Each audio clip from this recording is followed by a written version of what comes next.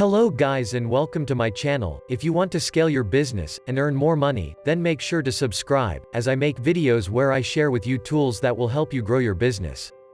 Today, I will tell you about the new Redhair update for premium users. This new update features new software UI and a new platform to automate uploads to.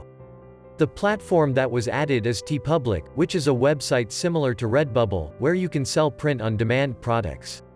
It's worth mentioning that the upload process to TeePublic is quite similar to Redbubble, mainly because they are under the same parent company, but what this means is that you won't need to spend any extra time to learn how to upload your designs to TeePublic using Redhair. All you're gonna have to do, other than creating designs and filling the data, is to get the URL of the product you want to clone from TeePublic.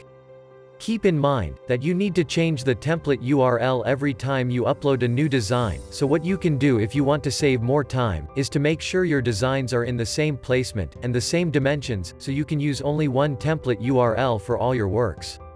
After adding the URL and all your design data, you will have to click on Next and log into your Redbubble and TeePublic accounts to start uploading. If you want to give this software a try, click the link below, and you will be taken to a web page where you can buy the premium version. Or, you can try the free version, and only upload your designs to Redbubble. So, today, we took a look at the new Redhair update. If you want to learn how to use Redhair, and see a full tutorial, then you can check the video in the cards section, where I show you step by step, how to automate your uploads using Redhair. If you found this video helpful, make sure to leave a like, and subscribe for any future videos like this.